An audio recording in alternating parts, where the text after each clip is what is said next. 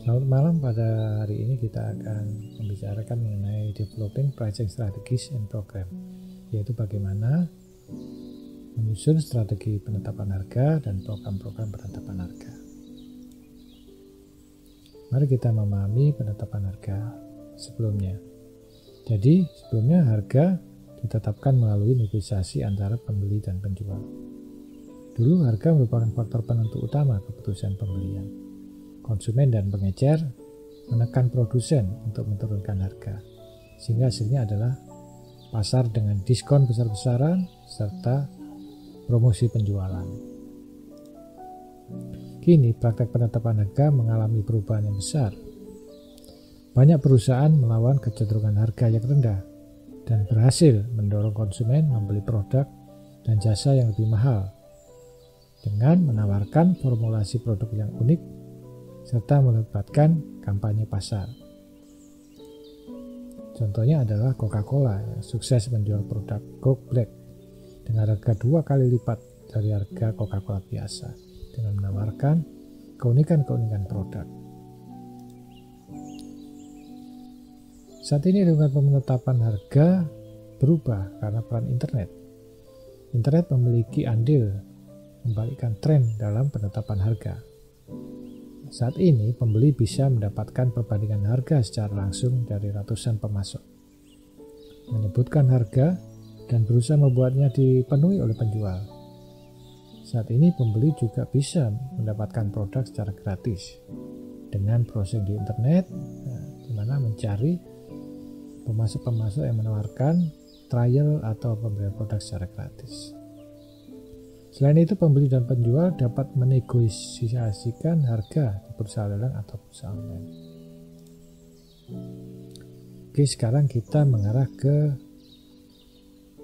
keterkaitan price dengan marketing mix. Dalam marketing mix, harga adalah satu-satunya dari 4P, yaitu yang terdiri dari product, price, place, promotion, yang menghasilkan pendapatan, sedangkan elemen lainnya mengeluarkan biaya. Harga merupakan elemen pemasaran yang paling mudah untuk disesuaikan dibanding elemen yang lainnya. Harga memainkan peranan penting dalam mengkomunikasikan nilai yang ditawarkan kepada pembeli. Produk yang dirancang dan dipasarkan dengan baik membuat perusahaan dapat menetapkan harga premium sehingga dapat menghasilkan keuntungan yang besar. Namun realita ekonomi menyebabkan banyak konsumen yang menghemat pengeluaran dan banyak perusahaan yang harus mengevaluasi kembali strategi penetapan harga mereka dengan cermat.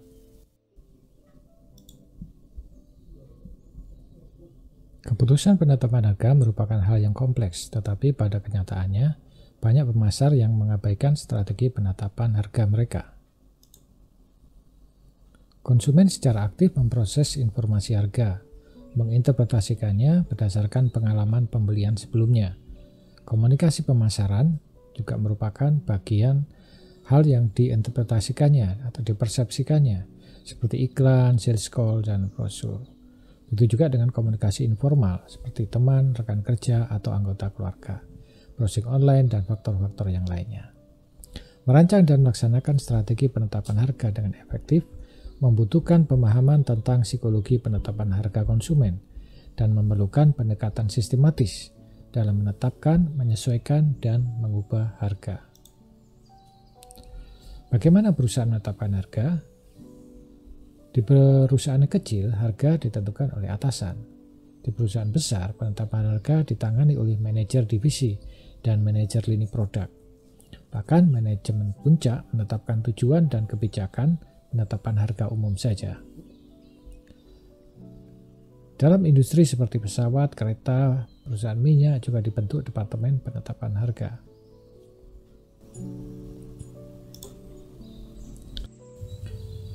Gambar ini menunjukkan 6 langkah dalam proses menetapkan harga.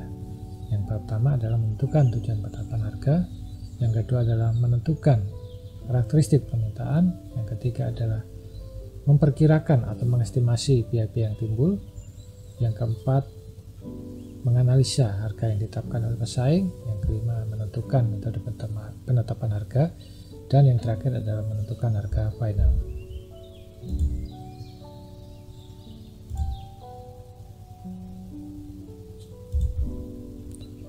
Menentukan tujuan penetapan harga ada bermacam-macam. Pertama adalah survival, jadi untuk bertahan hidup. Jadi merupakan tujuan jangka pendek. Jadi perusahaan berusaha untuk bertahan dengan mempertahankan pendapatan yang cukup untuk menutupi biaya operasional dan memperoleh keuntungan yang minimal. Berikutnya adalah maksimum current profit. Ini adalah tujuan untuk menekankan laba kinerja saat ini. Mungkin bisa jadi mengorbankan jangka panjang, tapi yang terpenting adalah bagaimana supaya profit maksimal untuk saat ini. Berikutnya bisa jadi tujuan untuk memaksimalkan market share.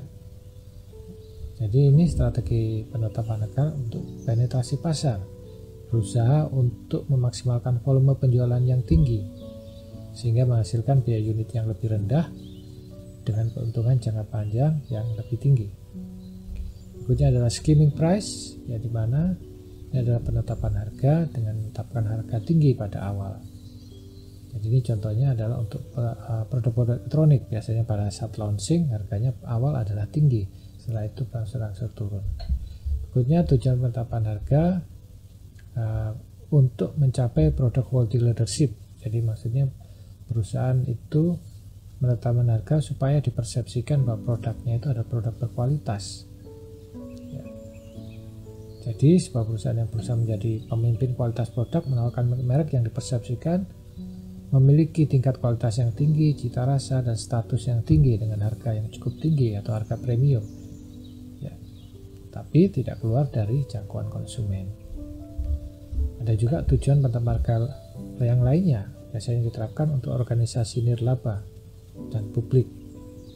Ya, ini mungkin memiliki tujuan penetapan harga yang berbeda. Misalnya ini dilakukan oleh organisasi nirlaba seperti universitas, rumah sakit, atau lembaga layanan sosial lainnya. Setelah menentukan tujuan penetapan harga, berikutnya adalah menentukan bagaimana permintaan terhadap produk yang kita jual.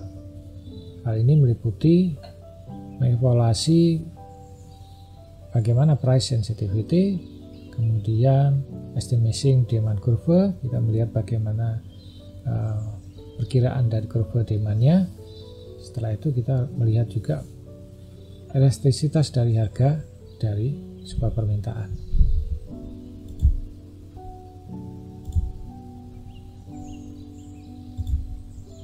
Dalam penetapan harga, istilah inelastic dan elastic mengacu pada respon permintaan terhadap perubahan harga.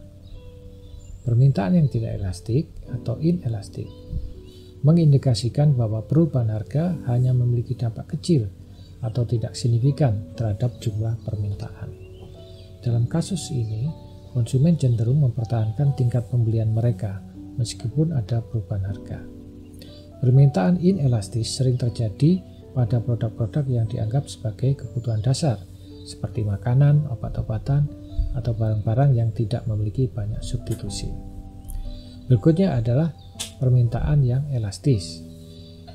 Permintaan elastis menunjukkan bahwa perubahan harga menunjukkan dampak besar bagi jumlah permintaan. Jika harga naik sedikit, permintaan bisa menurun secara signifikan, dan sebaliknya. Jika harga turun sedikit, permintaan bisa meningkat secara signifikan. Permintaan elastis umumnya terjadi pada produk yang memiliki banyak substitusi yang tersedia atau di pasar sangat kompetitif. Dalam menetapkan harga, sangat penting untuk memahami elastisitas permintaan ini. Jika permintaan tergolong elastis, perusahaan mungkin perlu mempertimbangkan strategi penetapan harga yang lebih kompetitif untuk menarik konsumen dan meningkatkan volume penjualan. Sebaliknya, jika permintaan tergolong inelastis, perusahaan sebaiknya menetapkan harga yang lebih tinggi untuk meningkatkan profitabilitas.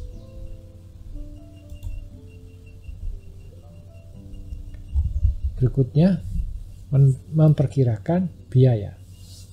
Menentukan harga dengan mempertimbangkan batas harga, biaya, keuntungan, dan permintaan. Ini melibatkan analisa yang cermat. Berikut adalah beberapa langkah umum yang dapat diambil. Pertama adalah tentukan batas harga.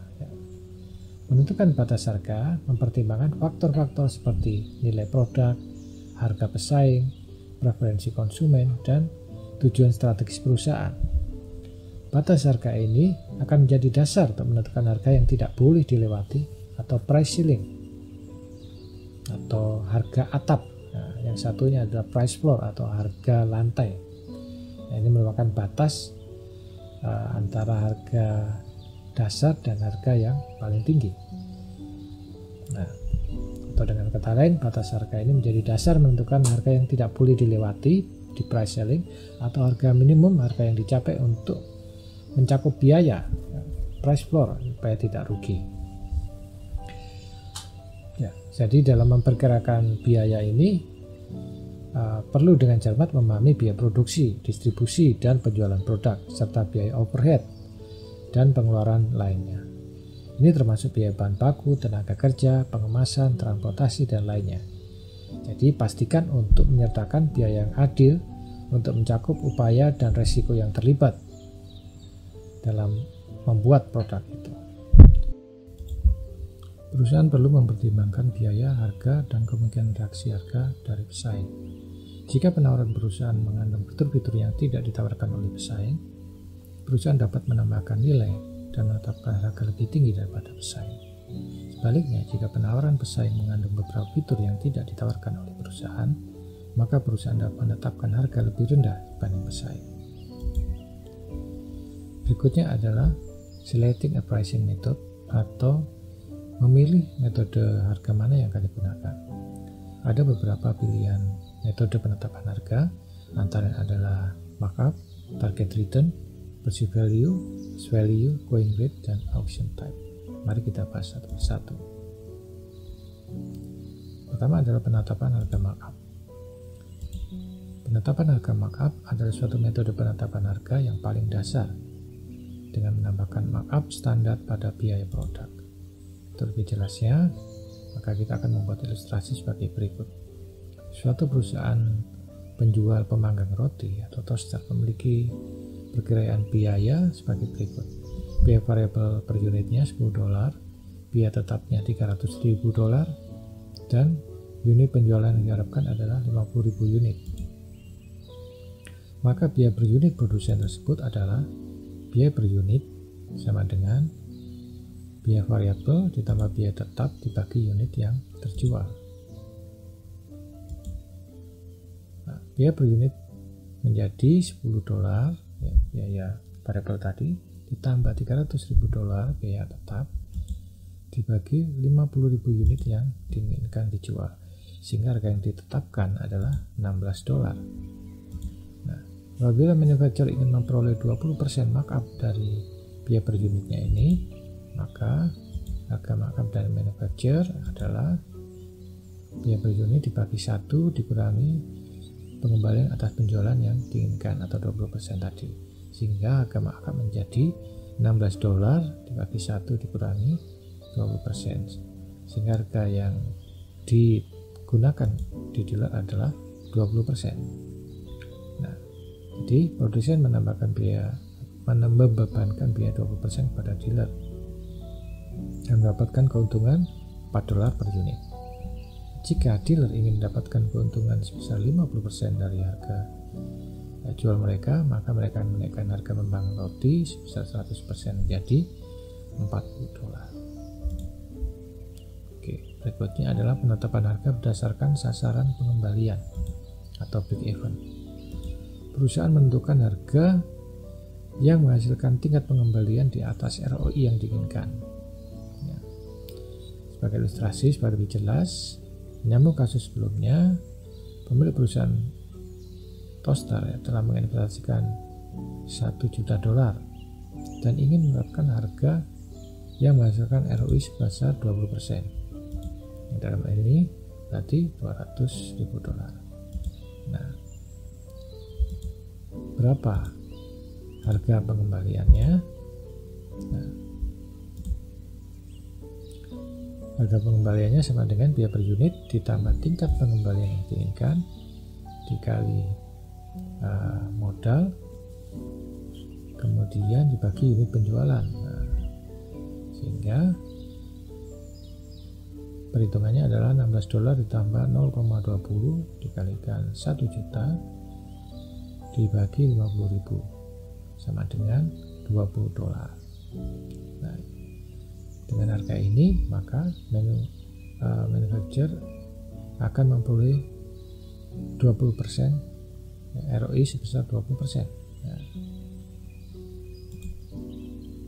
berikutnya bagaimana volume titik impasnya. Jadi di volume penjualan berapa perusahaan itu akan impas, ya, tidak untung tidak rugi. Itu caranya dengan menghitung ya tetap dibagi harga dikurangi biaya variabel sama dengan $300.000 ya tetap dibagi harga yang dijual yaitu $20 dikurangi biaya variabel, maka titik break even point-nya adalah di 30.000 unit. Selanjutnya kita akan membicarakan mengenai perceived value pricing, yaitu nilai yang ingin ditanamkan di benak konsumen. Jadi nilai ini bisa merupakan performance, warranty, customer support, dan reputasi. Jadi lebih lanjut kita perhatikan contohnya. Jadi perusahaan ingin menetapkan harga berdasarkan nilai, ya, ilustrasi kasusnya, misalnya harga jual traktor adalah $90.000. Nah, menetapkan harga ini bila sama dengan pesaing, tetapi perusahaan memiliki daya tahan unggul lebih dari pesaing, maka ditambahkanlah $7.000.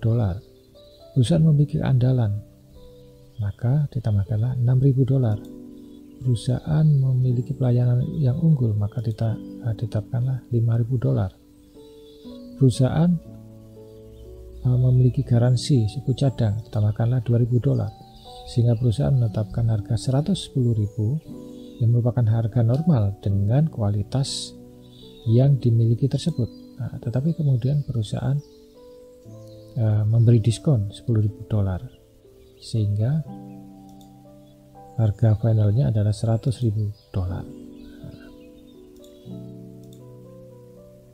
Oke, selanjutnya kita akan berbicara penetapan harga berdasarkan value pricing. Kalau tadi perceived value pricing, sekarang ada value pricing. Ya, jadi pada dasarnya dalam beberapa tahun terakhir ini beberapa perusahaan menetapkan harga yang rendah untuk memenangkan persaingan. Ya, jadi harga yang relatif rendah dengan produk yang berkualitas tinggi.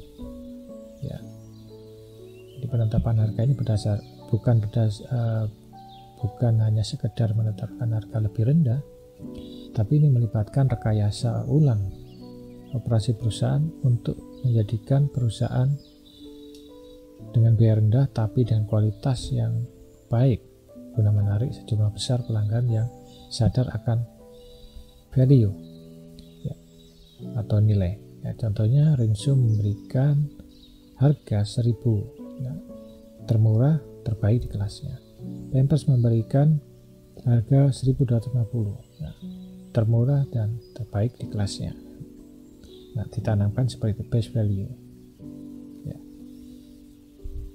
Lion Air memberikan layanan yang ramah dan nyaman tapi murah. Nah,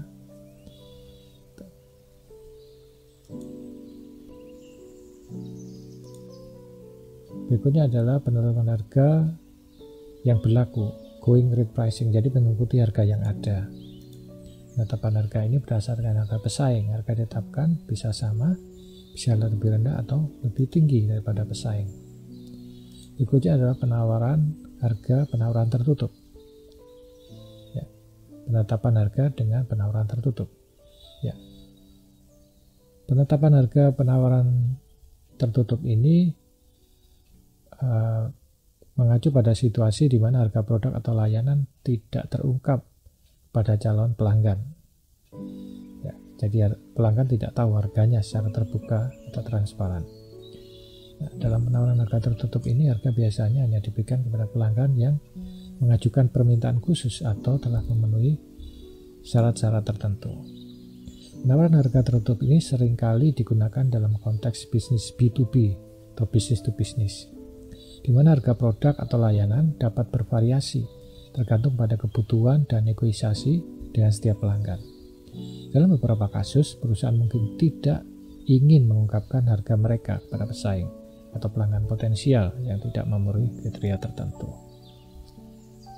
Berikutnya adalah selecting the final price, yaitu menetapkan harga final.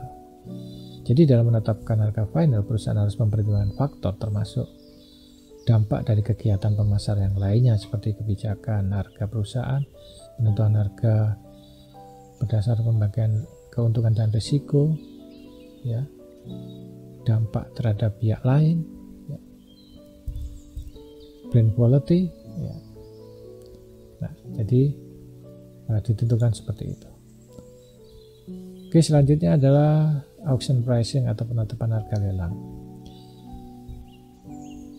Penetapan harga lelang ini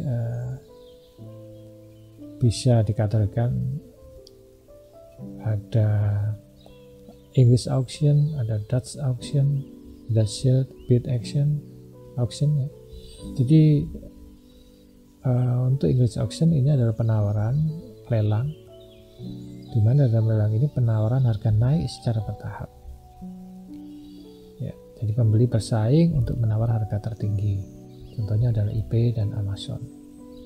Berikutnya ada lelang, ya, Dutch auction, di mana ini ada kebalikannya, yaitu mengumpulkan harga tinggi dan secara perlahan menurunkan harga, sehingga ada penawaran yang menerima harga tersebut. Lelang ini melibatkan satu pembeli dan banyak penjual, di mana pembeli mengumumkan harga yang ingin dibeli oleh penjual untuk menawarkan harga terendah. Berikutnya adalah lelang dengan penawaran tertutup atau sealed bid auction. Ini memungkinkan calon pemasok mengirimkan hanya satu penawaran. Mereka tidak dapat mengetahui penawaran lainnya. Ya. Oke, jadi biasanya pemerintah menggunakan metode ini untuk pengadaan persediaan.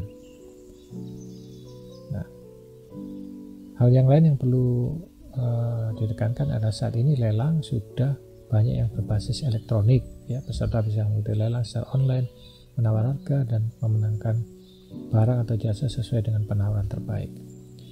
Metode lelang ini memberikan kesempatan bagi penjual dan pembeli untuk berpartisipasi dalam proses penetapan harga yang adil dan transparan. Oke, yang terakhir adalah consumer psychology pricing, ya. Jadi pada dasarnya penetapan harga berdasarkan psikologi pembeli, ya. Jadi ini antara lain ada price quality inference. Ini merupakan atau inferensi kualitas berdasarkan harga. Jadi pada dasar konsumen itu mengaitkan harga tinggi dengan kualitas yang baik. Nah, kalau harganya tinggi tentu kualitasnya baik, biasanya konsumen seperti itu. Dan harga rendah, kualitasnya rendah. Nah, ini bisa membuat konsumen dalam keputusan pembelian. Ya, padahal tidak selalu harga yang tinggi itu adalah yang terbaik. Nah, oke, berikutnya ada penetapan referensi price atau harga acuan. Jadi referensi price ini adalah harga yang dianggap sebagai standar atau patokan oleh konsumen untuk mengevaluasi harga suatu produk. Jadi konsumen cenderung membandingkan harga yang ditawarkan dengan referensi price untuk menilai apakah harga tersebut dianggap lebih mahal atau murah. Reference price dapat berasal dari pengalaman sebelumnya, iklan, atau pengetahuan umum tentang harga suatu produk.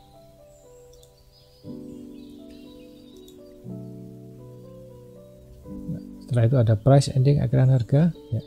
Jadi konsumen pada dasarnya cenderung memperhatikan harga yang tertulis di akhir. Ya, misalnya menggunakan harga 1,99, padahal itu hanya selisih sedikit saja, ya, dari $2. Ya. Jadi konsumen akhirnya mempersepsikan murah, ya, padahal tinggal selisih sedikit saja. Harganya 20 jutaan, ya, padahal setelah dicek harganya adalah 29 juta, hampir 30 juta. Nah, seperti itu.